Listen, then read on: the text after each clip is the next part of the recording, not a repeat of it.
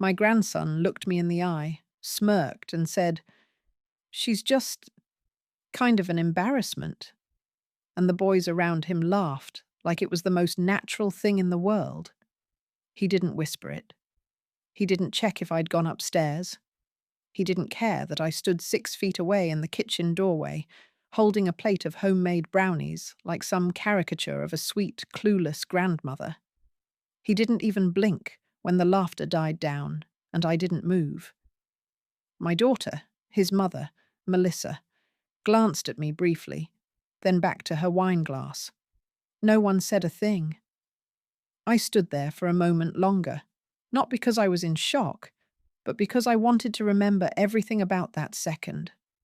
The way his voice dipped slightly when he said it.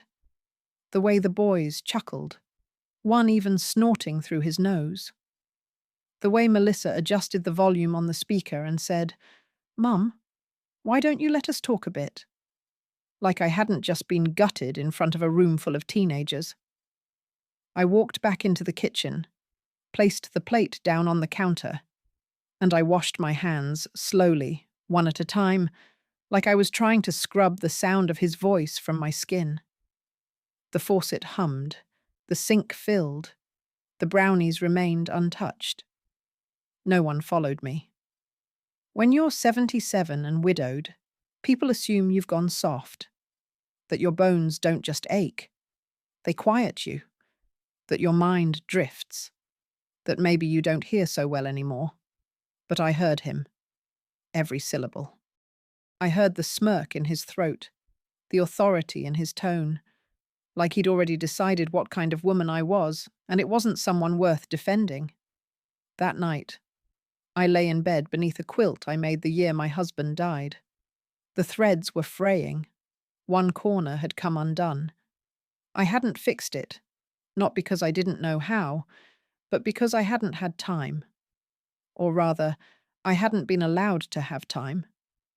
Between the errands, the meals, the babysitting, the quiet waiting for someone to say, "Thanks, Grandma," or "Do you want to come with us this weekend?" There was no space for mending. Until now. I reached for the small notebook I kept in the nightstand. Not the fancy leather one Melissa gave me for Christmas, with a gift receipt tucked in the back, but the old green spiral I'd used since the 90s. The one with grocery lists, appointments, and the names of every nurse who ever treated my husband kindly. On a fresh page, I wrote one sentence. He called me an embarrassment. Then underneath it, "And I am done being quiet." That was the moment. Not when he said it. Not even when no one stopped him. The moment came in the silence that followed. The kind of silence that doesn't beg for understanding. It plans. That night, I didn't cry. I didn't pray. I packed one small bag. I called Ben Bennett the next morning, and I remembered who I was before they all decided I was just a helpful shadow in someone else's house. The next morning, no one noticed I hadn't slept. Not Melissa, breezing through the kitchen in her pressed blazer and heels, phone wedged between shoulder and cheek. Not Caleb, slouched at the island bar, spooning cereal into his mouth with the rhythm of someone who didn't believe mornings required manners. I poured myself tea, sat down quietly, observed. Melissa was complaining to someone, her assistant maybe, about the nonsense with the trust paperwork. She rubbed her temple and muttered something about having to clean up everything, as usual. Her tone was sharp, tired, like being competent had worn her thin. But I knew that tone. I used to use it when her father was late from work, and I had 3 bills in my hand and not enough stamps. She never looked at me once. Caleb dropped his spoon and let it clatter in the bowl. "Graham, can you pick up my dry cleaning today?" he asked without turning around. I sipped my tea. It tasted different now, sharper, less honeyed. "You hear me?" he added, finally facing me. "I'm not sure I did," I said softly. "Try again." He blinked like I'd spoken a foreign language. Then, with an exasperated sigh, he said, "Can you just do it? Mum's busy, and I've got practice." Melissa chimed in, not missing a beat. "Would be a big help, Mum." I looked at the clock. 8:12 a.m. Ben's office opened at 9. "I won't be home today," I said calmly. "I have plans." Melissa raised an eyebrow. "Plans?" "Yes." She opened her mouth, then closed it. Caleb shrugged and wandered off to his room, probably assuming I'd cave eventually. But I didn't. At 8:58, I stood outside Bennett and Rowe, Legal Services, a modest brick office tucked between a flower shop and a bakery that still made cinnamon buns the old-fashioned way, the same office where Ben had notarized our wills, where he'd helped me navigate probate when James died. He was there for the worst days, and I knew he'd be there now. He looked older, thinner around the face, but his handshake was still steady. "Ellie," he said with a quiet smile, "haven't seen you since—" "I need to change my will," I said, sitting down. He paused, studied me, then nodded. We spent the next hour going over the details. I gave him the folder I'd kept hidden behind the bookshelf: original deed, tax documents, insurance records, and the copy of the living will James and I had revised in 2007. All of it in my name. Ben flipped through the papers in silence, making notes in the margins. He looked up only once. "You're sure about this?" "As sure as I was when I married a man with $20 and a dream of building a porch swing by hand. I don't want Caleb or Melissa to receive anything. Not the house, not the savings, not the heirlooms. Nothing." He nodded slowly. "They'll contest it." "I expect they will, and I expect you'll handle it." He smiled, faint but respectful.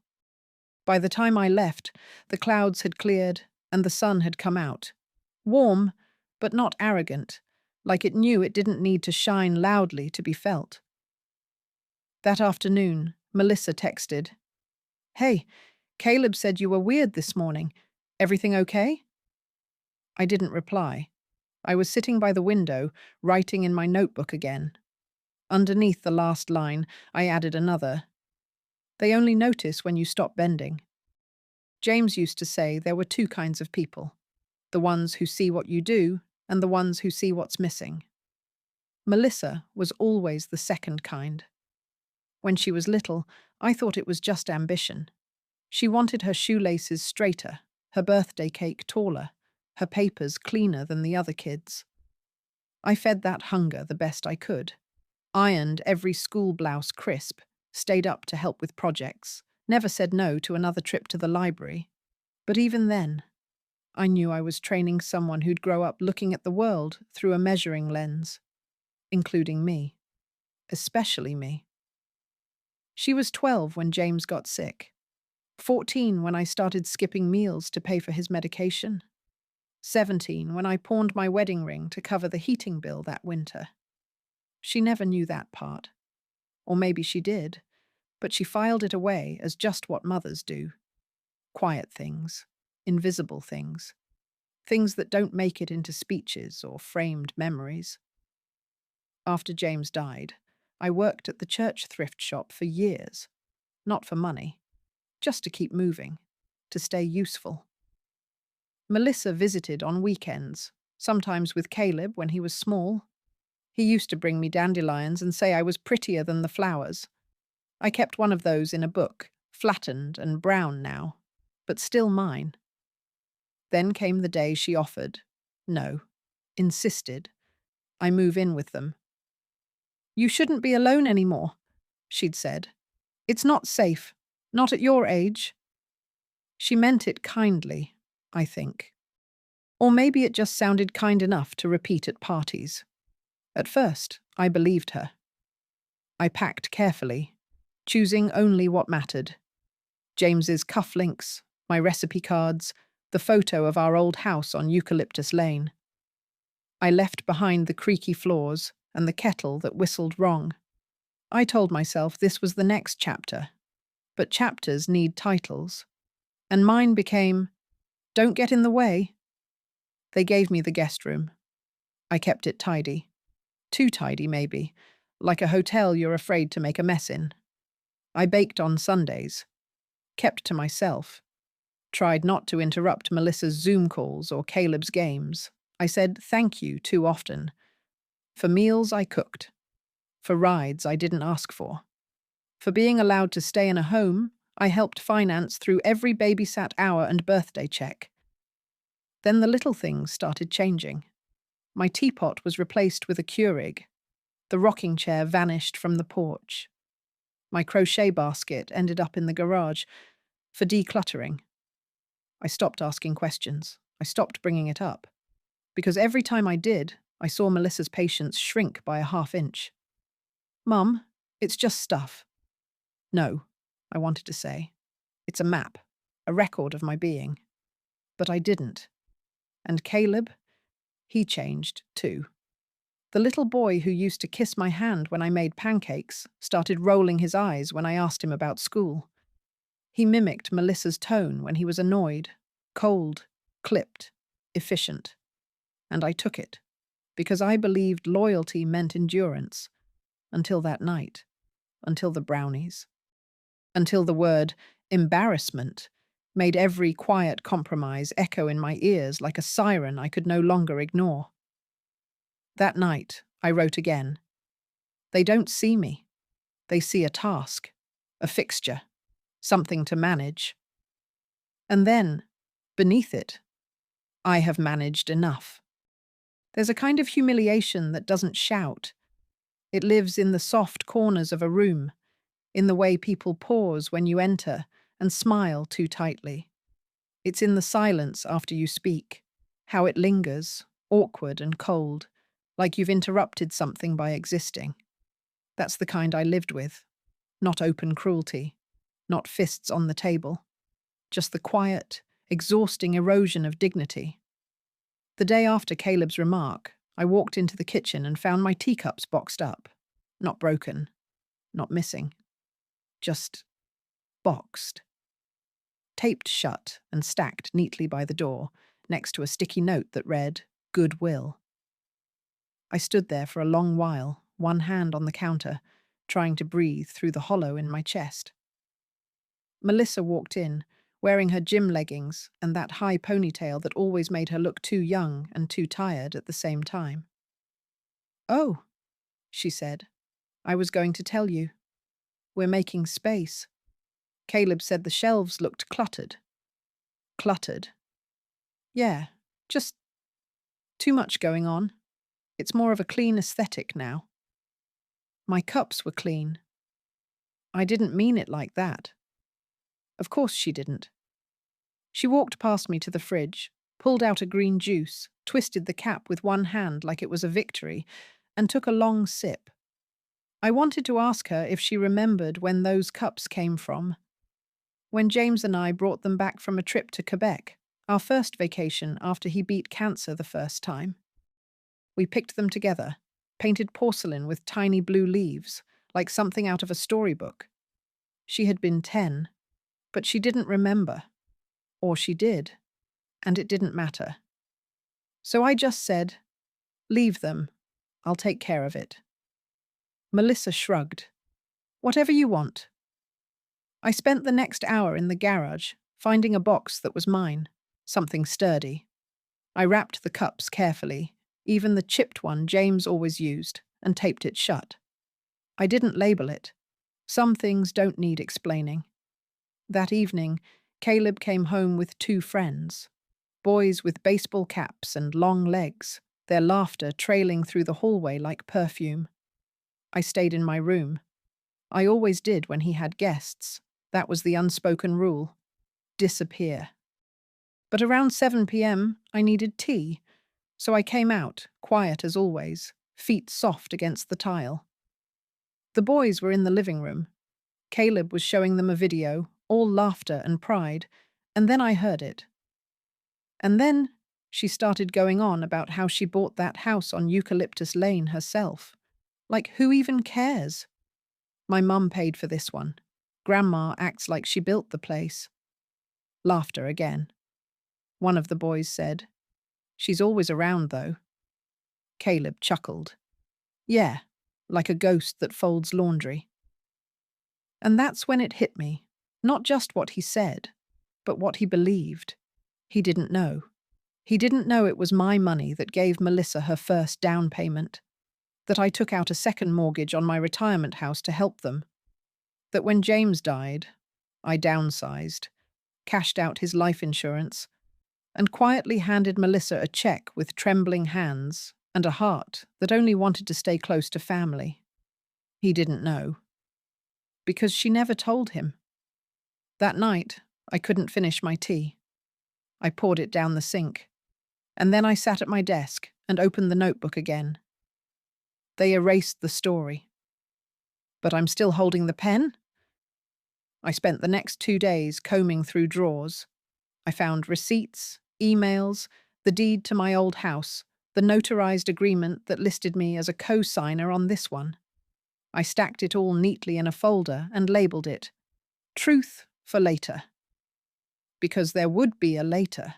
Not for revenge, for reckoning, for memory. And I wasn't going to be a ghost anymore.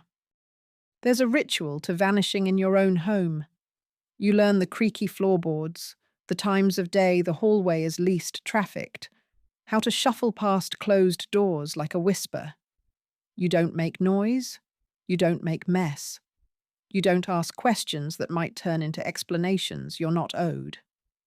I became very good at it. Most days, I moved like a maid who knew the owners were particular. I swept in the mornings, dusted things no one noticed, picked up towels from the bathroom floor and folded them as if doing so might earn me silence instead of scorn. At dinner, I'd serve food I made and sit last. Sometimes I wasn't even asked to sit. I'd hover at the counter, waiting for someone to realize there was no salt or that the napkins weren't set. No one thanked me. Caleb usually had headphones in. Melissa scrolled her phone with one hand and forked salad with the other. Once, I made shepherd's pie from James's old recipe. It had taken all day, kneading, layering, seasoning, just so. Melissa glanced at it and muttered, "Heavy food. I've got court tomorrow." Caleb asked if there was ketchup. I nodded and fetched it like a waitress. Afterward, I did the dishes. Of course I did. Melissa had a rule. Dishes done before 9 or they wait until morning. God forbid a spoon be left soaking. That night, I sat on my bed, knees sore, hands aching. I held a teacup I hadn't packed yet, one of the Quebec ones. The blue leaves were fading. Then I heard laughter from downstairs. Caleb again. More friends. Their voices rose and fell like waves, easy, careless. I couldn't make out every word, but I heard enough. "Your grandma's always around, man." "Is she like senile?" Caleb snorted. "No, just sad." They laughed. I stood in the hallway, not hiding, just existing, but it felt the same. I looked down at my feet and wondered when I stopped walking like I belonged. Back in my room, I opened the notebook. Sad. Senile. Heavy food. Just kind of an embarrassment. I started a list titled, "All the Things I Am Not," and then I wrote the first item, invisible. The next morning, I opened the drawer where I kept my oldest things, the wedding band I no longer wore, a photo of Melissa at 4, her cheeks round, her smile full. A letter James wrote me once during a work trip, and beneath all that, the folder of documents, the deed to my house on Eucalyptus Lane, my name in bold, James's signature, notarized, filed, valid. I placed it on my bed, smoothed the edges with both hands, and looked at it like it was an old friend I'd once left behind. This wasn't just paper. This was proof, not just of ownership, but of presence, of sacrifice, of who I'd been long before I was just grandma. Later that afternoon, Melissa came home early. I booked a cleaner, she said, without looking at me. It's getting too much to maintain everything. I smiled. Yes, I imagine it is. She raised an eyebrow. Something funny? No, I said. Just agreeing. She left the room like I'd spoken in code. But I hadn't. I'd spoken in peace. Because peace is what you feel when you stop asking for recognition and start preparing to take back what was always yours. That night, I sat down and wrote again. I'm not going to raise my voice. I'm going to raise my hand and sign. And I meant it. Melissa didn't notice when I stopped answering her the first time she called from upstairs. Or maybe she did, and she just decided to walk down and find me instead. Either way, the dynamic shifted subtly that week, like furniture nudged an inch to the left, familiar enough to ignore, different enough to stumble over if you weren't paying attention. I stopped asking what Caleb wanted for breakfast. I made toast, or didn't. I folded my own laundry and left theirs where it landed. I no longer filled the grocery list. I watched Melissa take note, mentally, if not aloud. Once or twice she paused at the kitchen island, glanced my way like she couldn't quite place what had changed, and then said nothing. Because that's what we were good at. Saying nothing. One morning, while they were both out, I stood in the middle of the guest room with a suitcase on the bed. Not to pack just yet, but to measure, to rehearse. I opened the closet, took out what I would keep. 2 dresses, the green shawl I crocheted the year after James passed, the cardigan with the stitched elbow from when Caleb was still small enough to rest his head on my arm. I ran my fingers across the bookshelf. My books, mostly second-hand, mostly underlined, mostly untouched since I moved in. I picked one. Reread a line I'd once circled. To know when to leave is also a kind of staying. In the kitchen drawer, under the phone charger and broken pens, I kept the envelope from Ben. My updated will, notarized, witnessed, legal. Melissa and Caleb were no longer beneficiaries. The house on Eucalyptus Lane, the one they all forgot had been mine, was to be sold. The funds to be distributed elsewhere. I had included a note for Ben. Make it fast. No advance notice. Let them learn like I did. By silence. Later that day, I made tea and took it to the back patio. It was cool out, the kind of breeze that lifts the hem of memory and lets you glimpse what once was. That's when I saw it. Caleb, out front with a friend, slouched against the fence. He hadn't noticed me. I sipped quietly. Yeah, he was saying. She just kind of hangs around. I think she used to be like, smart or something. My mum says she was a librarian or whatever, but now it's just, I don't know, weird, like she's always watching. His friend laughed. Creepy grandma? And Caleb laughed too. I didn't flinch. I didn't storm out or slam the door. I didn't cry. I just sat there, watching the wind shake the rosemary bush I had planted myself last spring, the one Melissa said made the yard look too rustic. I sat there until they left. Then I picked a sprig of rosemary, crushed it between my fingers, and brought it to my nose. James used to say rosemary was for remembrance. I finally understood what he meant. That night, I lit a candle in my room, not for grief, for clarity. I wrote in the notebook, "They think my silence is defeat. It's not. It's a pause before the door shuts. And then, I don't need to be loud to be gone." The next day, I called the realtor. Her name was Nadia Tran. Young, sharp, kind in the way people are when they've been raised by women like me. I told her I wanted the listing private. No open house, no lawn sign. Just showings for serious offers only. She didn't ask why. She said, "I'll make it happen." That evening, I baked lemon bread. Caleb liked it when he was little. Melissa used to ask for the recipe and then forget it. I placed a slice on a plate and left it on the table. Just one. Just enough to remind the house of the hands that made it home. The rest I wrapped carefully and packed in the freezer of the small apartment I would be moving into the following week. It wasn't grand, but it had light. And no one there would call me a ghost. Ben's office smelled the same as it always had, like old paper, lemon oil, and quiet truths. I'd known that scent through the worst years of my life.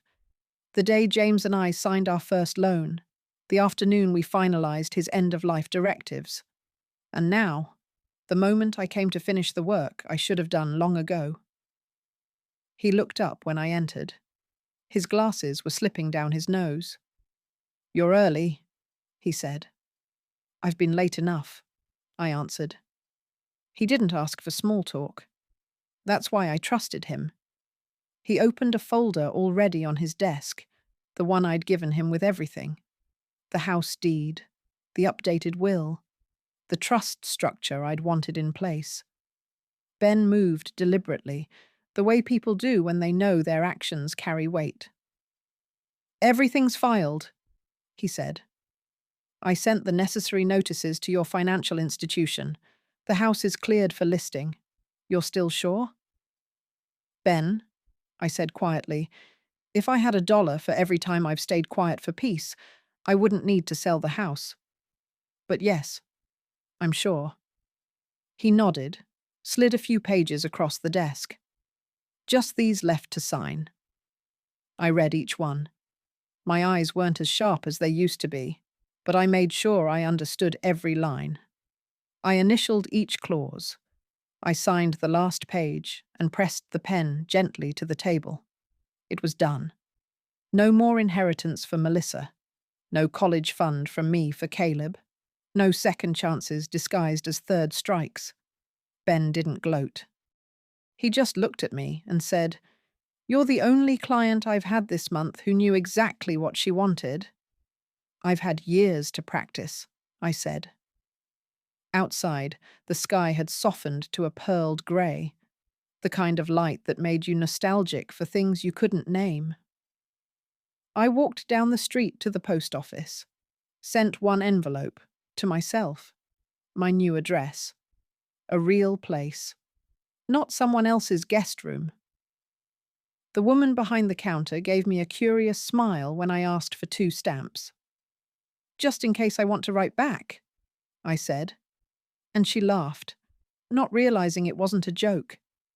By the time I returned to Melissa's house, it was nearly dinner. She was in the kitchen, plating takeout. Caleb was scrolling his phone on the couch. Neither of them looked up when I came in. No one asked where I'd been. "Mom," Melissa said over her shoulder, "can you put the dishes away?" I looked at her. Really looked. She wore her exhaustion like jewelry, expensive and intentional. Her hair was pulled too tight, her mouth set like a woman always waiting to be challenged. "No," I said. She turned. "What?" I said no. The word was small, but it rang out across the kitchen like dropped silverware. "Are you okay?" she asked, suddenly uncertain. I smiled. Better than I've been in years. I walked past her, poured myself a glass of water, and went upstairs. The floor creaked. My knees ached, but every step felt lighter. In my room, I folded the last of my clothes, taped the final box, took one last look around. Then I opened the drawer beside my bed and slipped in a single sheet of paper. A copy of my new will. I didn't leave it to be found. I left it because one day Melissa would be angry enough to go searching. Let her. I wrote one last line in the notebook before packing it. If they ever want to know where I went, tell them I followed the silence and found myself. Tomorrow I would leave. And I wouldn't leave anything behind but the truth. I left before the sun came up. Not because I was afraid to be seen, but because I wanted the goodbye to be mine. No audience, no fake hugs, No questions about where I was going or when I'd be back. I didn't want a scene. I wanted peace. The suitcase was already packed. Just the essentials. Clothes, documents, my green spiral notebook, a few photographs, and James's old wristwatch, which no longer ticked, but still felt like time. I didn't take anything that wasn't mine.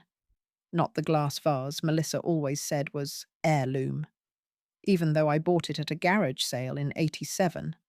Not the cashmere blanket I gave her for her 30th birthday that she later re-gifted to me on Christmas. Not the cast-iron skillet I brought with me, and she now called hers.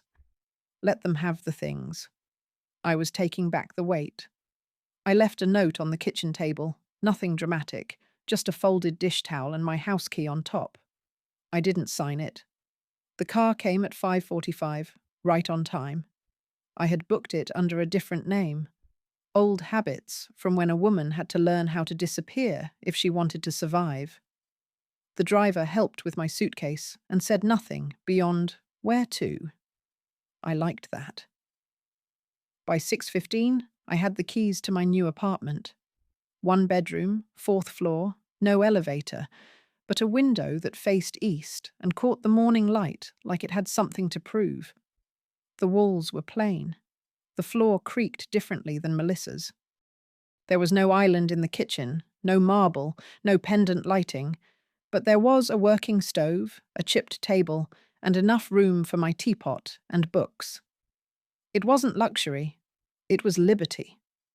That morning, I made tea. Real tea, from loose leaves, in a ceramic pot, with honey and lemon the way James liked it. I sat by the window, barefoot, my toes curling against the cool tile. The silence wasn't empty. It was generous. It gave me room to think, to breathe, to write. I opened the green spiral notebook and added a new section. Title: What I Gained. First line: A space where I don't have to earn my place. I unpacked slowly. No rush. No one waiting on me. I hung my dresses in a closet that only held my things. I placed my teacups in a cabinet that wouldn't be rearranged. I put James's photo by the window where the light could find him. Later that day, I met the landlord, Mrs. D'Angelo, who lived downstairs. A widow, 79, with eyes sharp as tax records and hands that smelled like garlic and lavender. "You alone?" she asked, not unkindly. "Yes," I said. She nodded like that made sense. "Good. No one to talk over you?" We drank coffee on her balcony that afternoon. She told me about her fig tree and her hip surgery. I told her nothing. Not yet. Some stories take time to surface, like old ships beneath calm water. The next morning, I received a text from Melissa. "Where are you? Caleb's freaking out. You didn't say anything. Are you okay?" I didn't reply. She followed up with a call. I watched the screen flash with her name, then go dark. She didn't leave a voicemail. At noon, another call, then one from Caleb. Then silence. That evening, I poured myself a glass of wine, not the sweet kind Melissa liked, but a dry red I used to buy in the early years, when James and I celebrated small things like new tires and good weather. I stood at the window, watching the city below, not grand, but alive. No one here knew me. No one called me embarrassing. No one forgot I was once the woman who built a family from coupons and casseroles. Here, I was just Ellen, and that was more than enough. Before I went to bed, I wrote again. They'll feel the absence, not because I made noise, but because I took the quiet with me. 3 days passed before Melissa truly realized I wasn't coming back. She didn't call me again. She texted once more, just a cold, clipped line. "If this is some kind of message, it's not funny." I didn't reply. There was nothing to explain. I'd spent the last decade explaining myself in small ways, through folded towels, warm dinners, polite silence, and thankless errands. I had said all the words I had in the only language they understood: service. And now I was speaking a new one: absence. On the fourth day, the calls started again. From unfamiliar numbers this time. First one, then two more. I let them ring. Melissa never left a voicemail. Caleb didn't call at all. By Friday, Nadia, my realtor, sent me a text. "We're live. 4 private showings booked already. I'll keep you posted." She included the listing link. I clicked it. 3 photos. The porch with the white swing James built. The kitchen we tiled ourselves when Melissa was still in braces. The garden I once poured half my soul into. Cut back now. Tidier. Duller. I looked at it the way you look at an old friend who stopped calling. It hurt. Of course it did. But there's a strange freedom in grief that's earned when you've chosen to let something go before it has the chance to rot completely. That evening, I sat at my little table, wrapped in my shawl, the one Melissa always said was too itchy when I offered it during cold movie nights. I brewed mint tea. James loved mint. Said it made him feel awake, even on his worst days. Outside, the city pulsed. Car horns, a distant saxophone, a couple arguing 3 floors down. Life, unfolding, without me, around me, with me. I opened the green spiral and wrote, "Freedom doesn't always come with applause. Sometimes it arrives like this: quiet, heavy, necessary." The next morning, Nadia called. "4 offers," she said. 2 cash, 1 above asking. I blinked. "Already?" "Market's hot. Your house has bones, Ellen. Character. Not everything does." Funny. That's what James said when we bought it. "She's old, but she's got bones." I smiled. "Send me the best one," I told her. "We'll take it." She paused. "We?" "Sorry," I corrected. Force of habit. "Just me." That night, I sat with the signed offer in my inbox. It came from a young couple relocating from Portland. Newlyweds. She was a school teacher. He worked remote. They wanted a garden. They wanted to raise a family. I didn't know them, would likely never meet them. But I chose them. Not because they offered the most, because they sounded like they still believed in starting over. And because, unlike Melissa, they hadn't inherited anything. They were building from the ground up. Before I signed, I looked out the window. The moon was low, a sliver, but it was there. I clicked. Signed. Sent.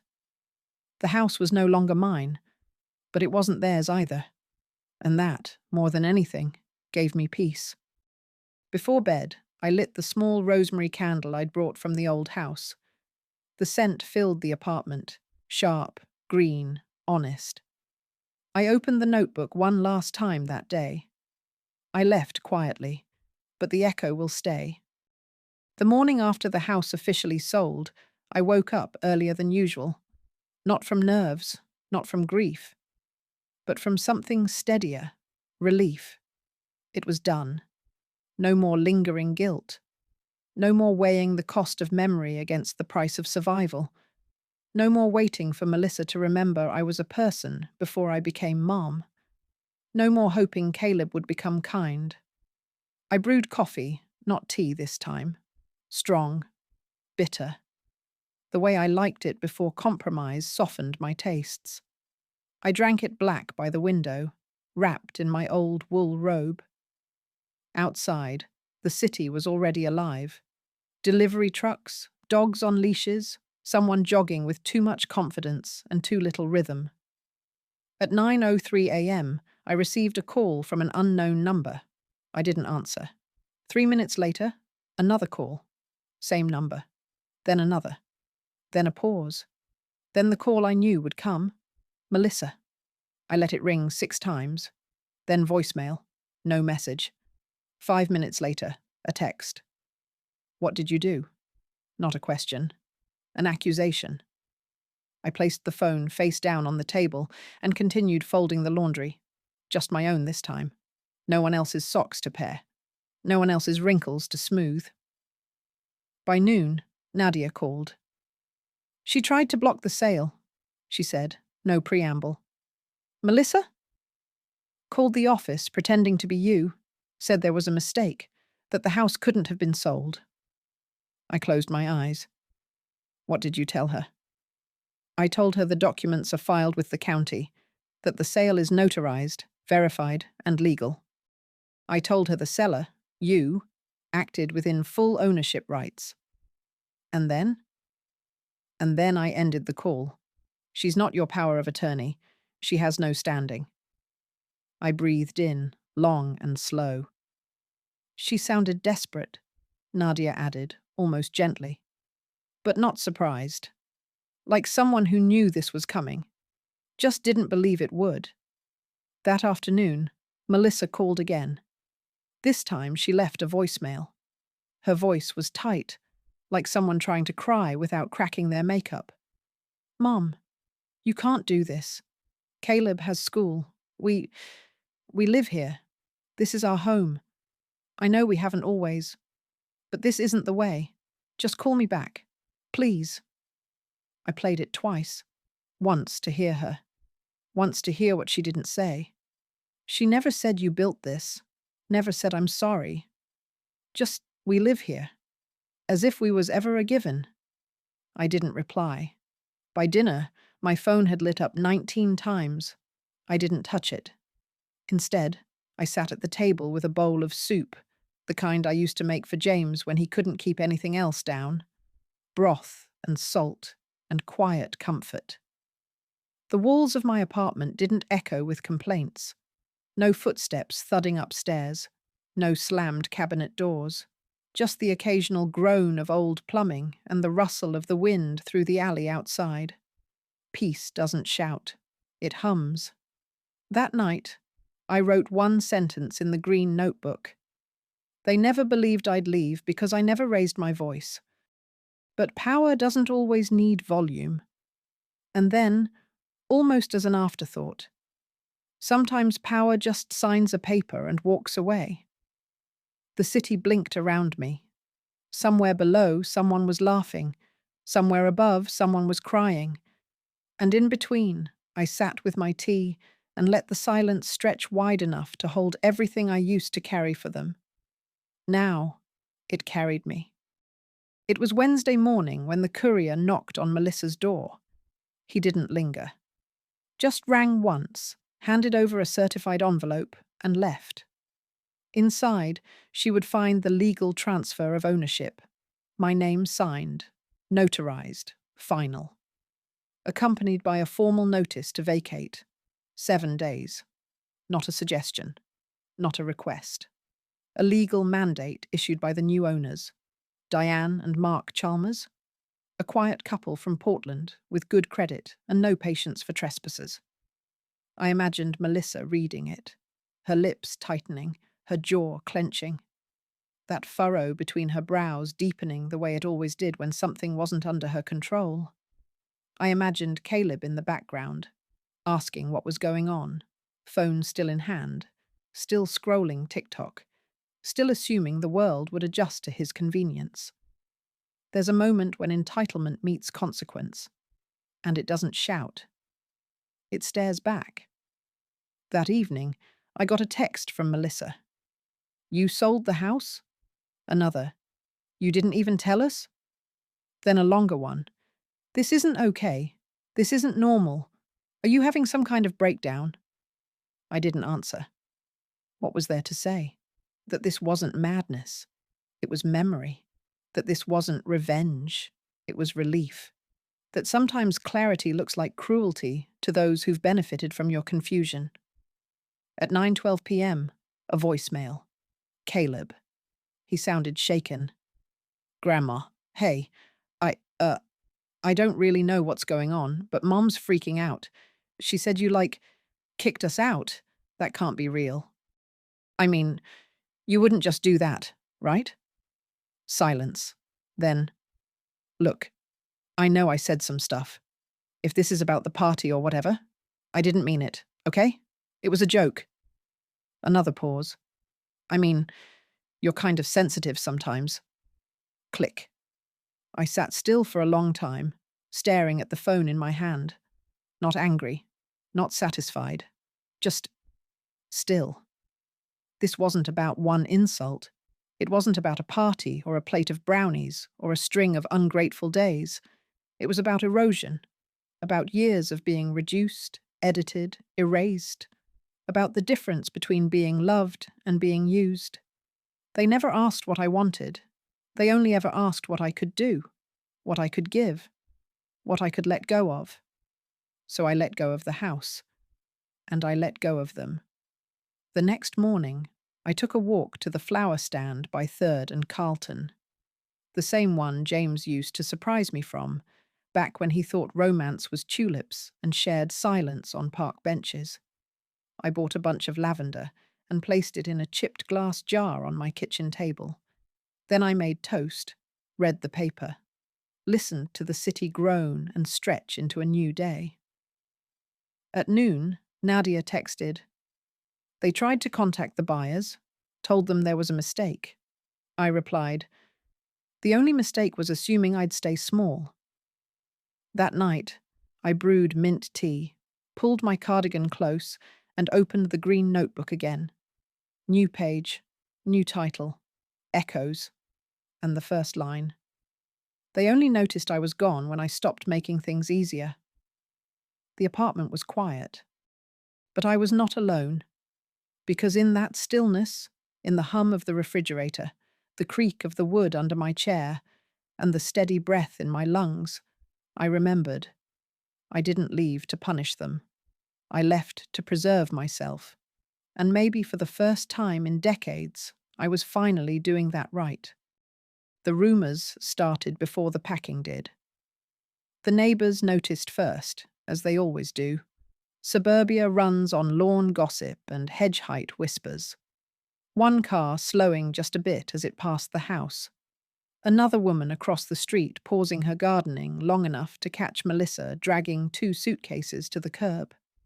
By Friday afternoon, the stories had shape. She's getting evicted. No, she's squatting. Can you believe it? Her mother sold the house right out from under her. I thought that place was in the family, and the one that echoed louder than any others. Imagine being thrown out of your own mother's house. Melissa tried to walk with purpose. She put on sunglasses too big for her face and lipstick too red for her mood. She held her head high, but the bags beneath her eyes told the truth. And the way her hands trembled when she packed up Caleb's sports trophies, one by one, told a louder story. I didn't watch her leave, not in person, but Nadia did. She texted me once the moving truck pulled away. She looked like she was waiting for someone to stop her. I knew that look. It's the look of someone who played a game too long and forgot that the other person might walk off the board. That evening, Melissa tried calling again, twice. No voicemail, no apology, just a digital knock, like she could still waltz through the front door of my life without asking. I turned the phone face down. I didn't do it with anger. I did it with certainty. She had made a habit of speaking through me, around me, over me, but never to me. So now, silence would speak for me. Caleb didn't call, didn't text, didn't reach out, and in some bitter corner of my heart, I was grateful. It saved us both the awkward performance of pretending he was sorry for anything more than the inconvenience. By Sunday, I heard from Nadia again. The buyers are settling in, quiet folks. They brought their own porch chairs. I smiled at that. James would have liked them. I spent that evening sitting on my balcony. A soft wind rustled the potted mint beside me. The city below murmured in soft, tired noises. Lights blinked in windows. Music spilled faintly from an apartment down the hall. A saxophone, maybe, or someone trying to be one. I sipped tea, No one interrupted. No one asked me to move my plants. No one rolled their eyes. No one laughed like I was the punchline to a joke I never got to hear. I opened the notebook. They thought I wouldn't survive without the house, I wrote. But the house wasn't the home. I was. And beneath that, and they no longer live in me. There's a kind of healing that comes not from apologies, but from absence. When the noise clears, when the ghosts leave, when the air returns to its original silence. I didn't know where Melissa and Caleb went. A friend's house, maybe. A hotel. Maybe they'd try to spin the story in their favor. Tell people I'd lost my mind, that I was manipulated, that it wasn't fair. Let them. Let them write their version. I already had mine. And mine came with receipts. Tomorrow, I would go buy a new table. Something small and round. Big enough for two, even if I sat alone. Because I was learning to make room for only what fit. Not what begged, not what guilted. Just what fit. And for the first time in years, that no longer included them. That week, I visited the house one last time.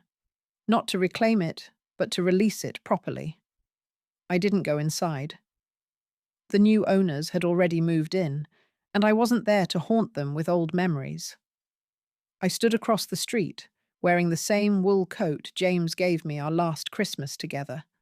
The wind was cool, but not cruel. The house looked lighter, fresh paint on the shutters. A bicycle leaned against the porch rail. Laughter echoed faintly from the backyard. It didn't hurt the way I thought it might. I didn't feel stolen from. I felt freed. I crossed my arms over my chest and whispered under my breath, "Take good care of her." I meant the house, of course, but maybe also myself, the version of me that lived there for so long, dutiful and dimmed. Then I turned and walked away. Back at my apartment, I brewed chamomile and opened a new section of my notebook. Title: The Gift They Didn't Want. First entry: A life unburdened by entitlement. I had started donating some of my things, not out of bitterness, out of clarity. I was downsizing further, not to shrink, but to become precise. My neighbour, Mavis, came by with leftover soup. She was in her 80s, wore pearls to the grocery store, and swore in Italian when she forgot where she'd left her glasses. "Something smells like lavender in here," she said, setting the container on the counter. "Soap," I told her. She sniffed the air like a bloodhound. "Peace, that's what it smells like." I smiled. She didn't ask about my family. She never did. It's a silent agreement among women like us. If it hurt too much to keep, it probably wasn't worth retelling. Instead, we sat at the kitchen table and talked about the building's drafty hallways and the nurse who visited her sister and always wore shoes too loud for comfort. At one point, she asked, "What do you do with all your time now?" I looked around the room. The sunlight was warm on the linoleum. My mint plant leaned toward it. "I remember," I said. She nodded. "That's a good use." Later that evening, I found a letter waiting at my door, handwritten. No return address. Inside, Caleb's handwriting. Sloppy. Rushed. "I don't know if you'll read this. I don't even know where you live. I asked someone who used to know you from the church, and she gave me this address. I'm sorry, okay? I was stupid. I said things I didn't mean. I didn't think it would actually go this far. I didn't know you still had the deed. Mum's not talking to me. We're staying at Aunt Valerie's, and it sucks. She keeps asking questions. Anyway, I just wanted to say, I'm sorry if I hurt you. I didn't mean it." No signature.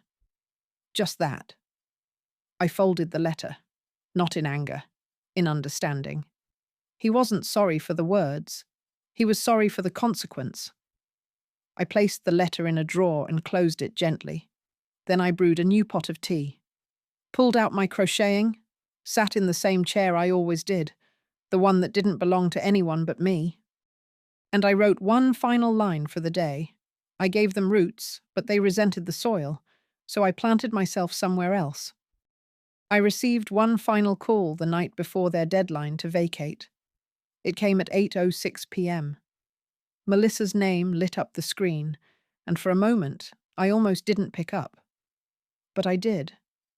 Not because I owed her anything, but because silence had already spoken. Now I wanted her to hear my voice one last time. She didn't start with hello. "You really did it?" she said.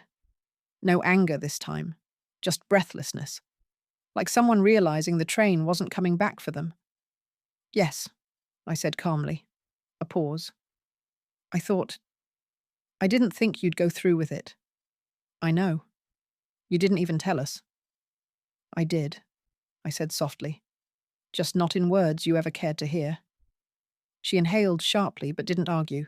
For once, she let the truth sit between us. "We have nowhere to go. You have a job. You'll figure it out." "I didn't mean—" "You did," I cut in. "You meant every rule, every rolled eye, every time you asked me to keep it down, or move my things, or disappear politely. You meant it when you said nothing while Caleb called me a ghost. He's a kid. He's 17, Melissa. Old enough to know when he's hurting someone. Old enough to learn that actions build consequences, and silence builds walls." There was a long pause. I imagined her standing in the middle of the living room, surrounded by boxes, anger curdled into disbelief, maybe even sorrow. "He's just confused. And now he'll have time to think. Space does that." She didn't respond. I softened, just a little. "Melissa, I raised you with both hands. Even when one was scraping by and the other was holding up your father through chemo, I gave you everything I had. Money, time, years I can't get back." "I know," she whispered. I didn't think you'd leave." "I didn't leave," I said gently. "I remembered." She cried then. Not loudly, just the kind of sound that comes when pride finally runs out of excuses. I waited. "I'm not asking you to undo it," she said after a while. "I just needed to hear you say something. Anything." So I gave her that. "Melissa," I said, "I hope someday you understand that love is not the same as access, that forgiveness is not the same as permission, that being family doesn't entitle you to someone's silence." Another pause. Then, "Will you ever come back?" "I'm not angry," I said, "but no, I built a new life, one where I don't have to vanish to be respected." The line went quiet. Then she whispered, "Okay," and hung up. I sat for a long time after that, my tea cold, my shawl tucked around my shoulders like armor. Outside, the city pulsed, louder now, or maybe just more alive. I stood and walked to the balcony. The mint was thriving. I pulled a leaf, crushed it between my fingers, and breathed it in. Then I opened my notebook, one last time. Final entry. "When they call you a burden, remember who built the table they're eating at. Remember the rooms you cleaned, the clothes you folded, the nights you stayed up worrying. And when you've remembered enough, walk away, quietly, with dignity, and do not look back." Because justice doesn't always come from courtrooms. Sometimes it comes from the click of a lock behind you and the sound of your own footsteps walking toward peace. Welcome to Grandma True Stories. We don't shout, we remember, and we rebuild. One quiet, powerful woman at a time.